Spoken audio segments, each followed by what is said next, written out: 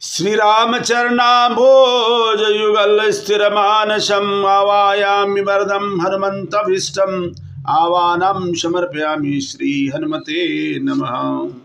हनुमान की बातों से रावण अत्यंत क्रुद्ध उठा। क्रोध में उसके रक्तिम नेत्र घूमने लगे और वह चिल्लाया, तुरंत इस वानर का वध कर दो। किंतु विभीषण ने मृदु स्वर में कहा, प्रिय ज्येष्ठ भ्राता, दूध का वध करना उचित नहीं है।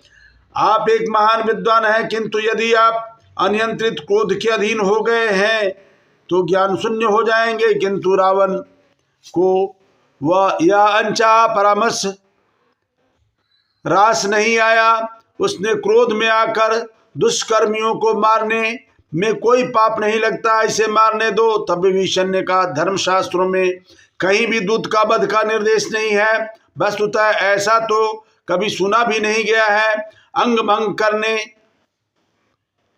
के कशाघात, गंजा करने, तपे लोहे से दागने का दंड ही दिया जा सकता है। प्रिय रावण, आप जैसे वीर नियंत्रित क्रोध के शिकार नहीं हुआ करते। मेरा परामर्श है कि आप शत्रु को समाप्त करने का प्रयास करें, जिसने हनुमान को भेजा है, न कि हनुमान को। आप अपनी सेना को राम और लक्ष्मण से युद्ध करने के लिए क्यों नहीं भेजते? क्योंकि प्रतिशोध तो आप लेना चाहते हैं।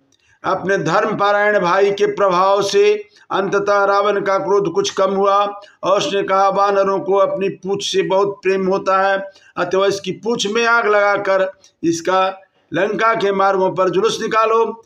तब प्रजा देखेगी कि यह कैसा वीर है। उसके पश्चात इसे के संबंधियों के पास जाने और अपमान से पीड़ित होने के लिए छोड़ देना।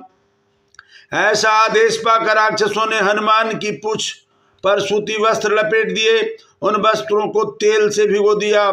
फिर जैसे ही उसमें आग लगाई गई, हनुमान ने अपने स्वरूप का विस्तार कर लिया और वेग से पूंछ हिलाकर राक्षसों का वध करने लगे। किंतु राक्षसों ने हनुमान को पकड़कर पुनः अधिक बलपूर्वक बांध दिया। हनुमान ने भी जानबूझकर उन्हें ऐसा करने दिया ताकि वे घूमकर लंका की सुरक्षा के उपायों को भली भांति अवलोकन कर सके। राक्षस अपमान पूर्वक हनुमान को खींचकर नगर के मार्गों पर यह घोषणा करते हुए ले जाने लगे कि उन्होंने एक गुप्तचर को बंदी बना लिया है। सब स्त्रियां, बच्चे, वृद्ध उत्सुकता पूर्वक बंदी बनाए गए हनुमान को देखने निकल गए। तब सीता के निकट पहरा देने वाली राक्षसियों ने हनुमान की इस दिशा के विषय में सूचित किया। यह सुनकर सीता अत्यंत दुखी हो गई और अग्नि का ध्यान करके प्रार्थना करने लगी, यदि मैंने अपनी भक्ति और तप से कुछ पुण्य अर्जित किया है